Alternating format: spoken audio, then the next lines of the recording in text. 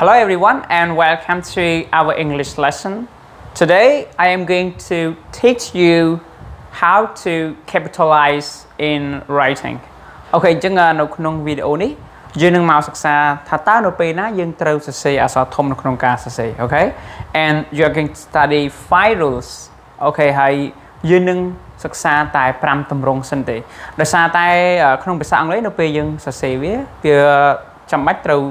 យើងដឹងថាពេលណាយើងត្រូវសរសេរអក្សរធំអញ្ចឹងវាមានច្រើនទម្រង់តែក្នុងវីដេអូនេះគ្រូលើកឡើង5សិនណាហើយយើងនឹងសិក្សាទម្រង់សរសេរអក្សរធំបន្តទៀតអូខេអញ្ចឹងយើងមើល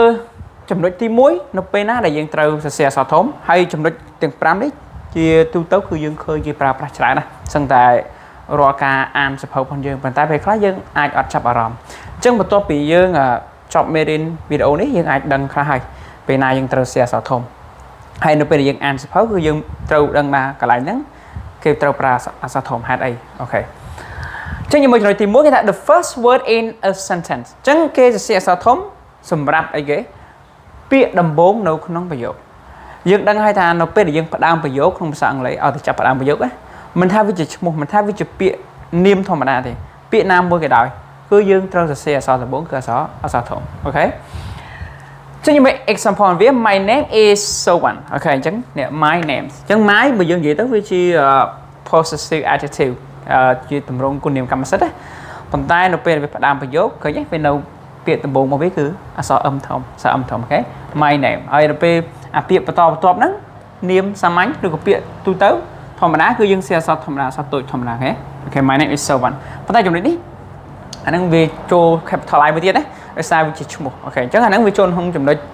ទី3ចាំចំណុចទី3យើងនិយាយបន្ថែមទៀតណាអូខេអញ្ចឹងចំណុចទី1យើងត្រូវដឹងថាយើងសរសេរអក្សរធំសម្រាប់ពាក្យដំបូង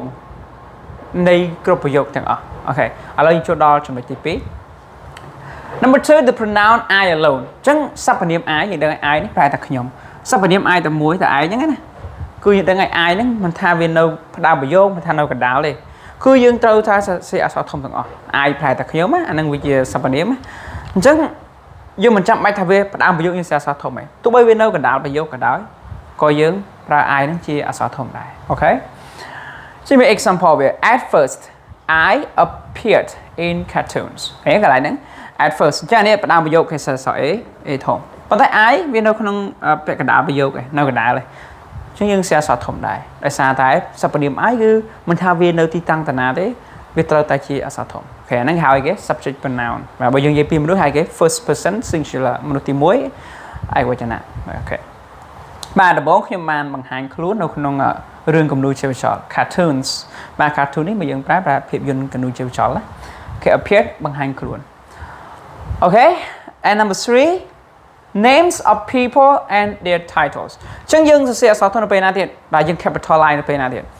យើងសរសេរអក្សរធំចំពោះឈ្មោះនៃមនុស្សបាទដូចឧទាហរណ៍ខាងលើទី1នេះ my name is Sophon អញ្ចឹង Sophon អក្សរដំបូងមួយគឺអក្សរធំយើងមិនមែនសរសេរអក្សរធំទាំងអស់ទេណាបាទឈ្មោះរបស់មនុស្សគឺអក្សរដំបូងរបស់វាមិនថាវានៅកណ្ដាលមិនថាវានៅតាណាទេគឺត្រូវអក្សរដំបូងរបស់វាគឺត្រូវតែជាអក្សរធំអូខេយើងអត់មានសរសេរអក្សរធំទាំងអស់ទេបើយើងសរសេរអក្សរធំទាំងអស់ហ្នឹងគឺឈ្មោះអក្សរឡាតាំងដែលខ្មែរយើងពេញនិយមប្រើណាតែអង់គ្លេសអត់មានឈ្មោះធំទាំងអស់ទេបាទគ្រាន់តែអក្សរវាអក្សរធំតែអក្សរដំបូងទេអូខេ and their titles បាទអញ្ចឹងឈ្មោះមនុស្សហើយនឹងឋានន្តរស័ក្តិរបស់ពួកគេ titles ឋានន្តរស័ក្តិមានតែតំណែងដូចជា Doctor Mr Mrs Professor សាស្ត្រាចារ្យអាហ្នឹងគឺយើងត្រូវ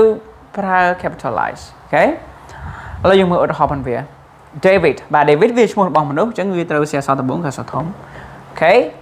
King Faisal បាទនេះគឺជា title បាទអញ្ចឹង title យើងត្រូវចាំទៀត title នោះលុះត្រាតែមានឈ្មោះពីក្រោយណាដូច Mr Brown អូខេ Mr Brown អញ្ចឹង Mr ហ្នឹងសរសេរអឹមធំហើយ Brown ឈ្មោះដែរយើងសរសេរ B ធំហើយអូខេអញ្ចឹងធ្វើម៉េចអា title ហ្នឹងឲ្យមានឈ្មោះនៅពីក្រោយដូចជានេះ President Barack Obama អូខេអញ្ចឹងអា President នេះយើងត្រូវសរសេរ P ធំដោយសារតែវាមានឈ្មោះនៅពីក្រោយអូខេប៉ុន្តែបើវាអត់មានឈ្មោះនៅពីក្រោយទេអាហ្នឹងយើងអាចមានលក្ខខណ្ឌ2យើងអាចសរសេរធំក៏បានយើងអាចសរសេរតូចក៏បានទៅតាមអ្វីដែលយើងប្រើប្រាស់បើវា specific មកថាប្រធានាធិបតីសហរដ្ឋអាមេរិកអញ្ចឹង គេ the president of the United States អាហ្នឹងជាក់លាក់ហើយគេដឹងថាប្រធានាធិបតីមួយណាអញ្ចឹងយើងអាចទៅ say P ធំក៏បាន P តូចក៏បានប៉ុន្តែបើយើងនិយាយថា he is a president អញ្ចឹង he is a president ត្រូវតែទៅ say អក្សរតូចហើយអាហ្នឹងវាអត់មានអីជាក់លាក់ទៅសំអាងទេប៉ុន្តែបើយើងនិយាយ the president of the United States ដូចគ្រូនិយាយខាងដើមអាហ្នឹងយើងអាចទៅ say អាន2ករណីយើងអាចទៅ say president នឹងអក្សរ P ធំក៏បានតូចក៏បានដែរបាទអញ្ចឹងវាមាន2ករណីតែបើយើងនិយាយថាគាត់គឺជាប្រធានាធិបតី he is a president អាហ្នឹងអក្សរតូចធម្មតាអូខេបាទនេះអញ្ចឹងtitle ហ្នឹងត្រូវមានឈ្មោះណា president Barack Obama អញ្ចឹងអ្នកឈ្មោះផ្ដើមអក្សរធំអូខេ professor John បាទអញ្ចឹង professor សាស្ត្រាចារ្យអញ្ចឹង professor ហ្នឹងជាអក្សរ P ធំហើយវាមានឈ្មោះនៅពីក្រោយណាតែបើអត់ឈ្មោះ he is a professor អញ្ចឹងprofessor ហ្នឹងគឺអក្សរ P តូចធម្មតាទេដោយសារតែយើងអត់បានប្រើឈ្មោះនៅពីក្រោយទេតែបើយើងនិយាយថាគាត់គឺជាសាស្ត្រាចារ្យ John he is a professor John អញ្ចឹង he is professor John អញ្ចឹងprofessor ហ្នឹងយើងជាអក្សរធំដោយសារមានឈ្មោះនៅពីក្រោយអូខេអញ្ចឹងយើងមើលចំណុចទី4យើង capitalize ដែរចំពោះអីចំពោះ nationalities សញ្ជាតិបាទសញ្ជាតិយើងដឹងដូចយើង Cambodian I'm Cambodian អូខេ he is Chinese អញ្ចឹងឲ្យតែសញ្ជាតិគឺយើងប្រើអក្សរដំបូងគឺអក្សរធំទាំងអស់អូខេហើយនឹង languages I can speak two languages English and Thai អញ្ចឹង English ហើយនិង Thai យើងត្រូវផ្ដើមឡើងដល់អក្សរធំអក្សរដំបូងណា religions បាទ religion គឺសាសនា Buddhist សាសនាព្រះពុទ្ធអញ្ចឹងទៅបាទអញ្ចឹងឲ្យតែសាសនា Muslim ហ្នឹងគឺយើងប្រើអក្សរដំបូងគឺអក្សរធំហើយ and ethnic groups ឬក៏ក្រុមជាតិសាសន៍បាទក្រុមជាតិសាសន៍ដូចយើងនិយាយកម្ពុជាក្រោមខ្មែរកម្ពុជាក្រោមព្រោះហ្នឹងបើយើងទៅសេជាភាសាអង់គ្លេសអក្សរដំបូងគឺអក្សរធំអូខេបាទបើនៅប្រទេសគេជនជាតិគេហៅថា ethnic group មានច្រើនណាដូចពួក Ainu បាទពួកហ្នឹងគឺជាក្រុមជាតិសាសន៍ហើយបាទសម្បូរអូខេអញ្ចឹងយើងមើល example របស់គេ English បាទយើងអាចប្រែថាជនជាតិអង់គ្លេសក៏បានភាសាអង់គ្លេសក៏បានពួក English ហ្នឹងយើងប្រែអានពីរហើយ Japanese បាទអញ្ចឹងអានេះយើងអាចប្រែភាសាជប៉ុនក៏បានឬក៏ជនជាតិជប៉ុនក៏បានអញ្ចឹងឲ្យតែជនជាតិឬក៏ភាសាយើងជាអក្សរដំបូងគឺអក្សរធំអូខេ English Japanese អូខេនេះ Christians បាទ Christians បាទ Christian នេះគឺយើងប្រែថាសាសនាគ្រឹះអញ្ចឹងណាបាទសូម្បីអ្នកកាន់សាសនាគ្រឹះក៏យើងប្រើអក្សរដំបូងអក្សរធំដែរអូខេ Buddhism បាទសាសនាពុទ្ធអ្នកកាន់សាសនាពុទ្ធអីពួកហ្នឹងគឺ capitalize អក្សរដំបូងទាំងអស់ដោយសារតែ religions សាសនាណា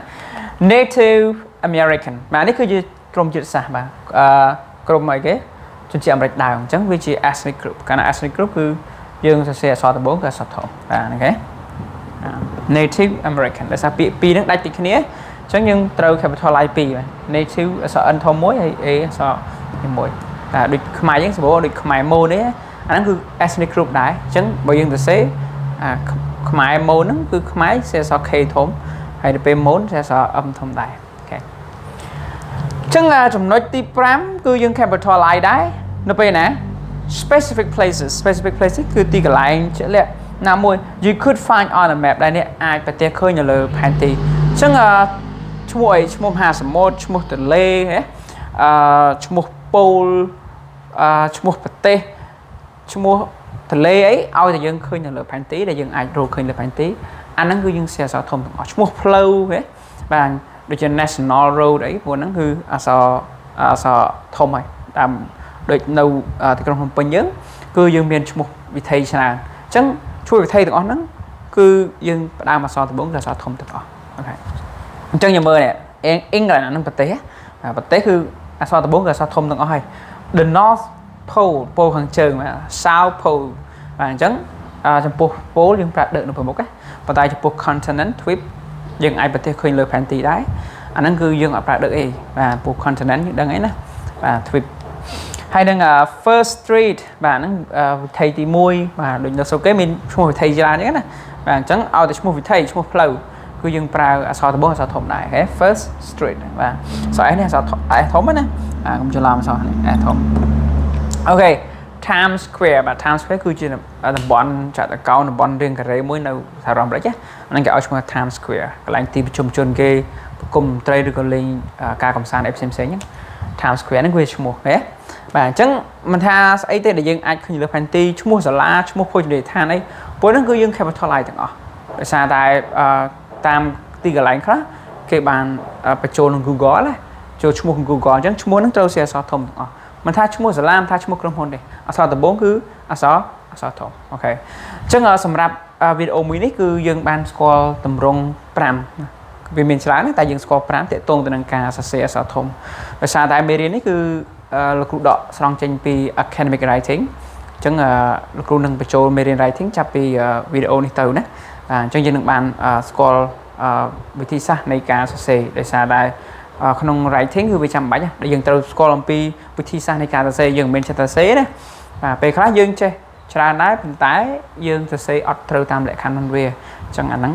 ភាសាអង់គ្លេសយើងអត់អាចទទួលយកបានទេគេថា unacceptable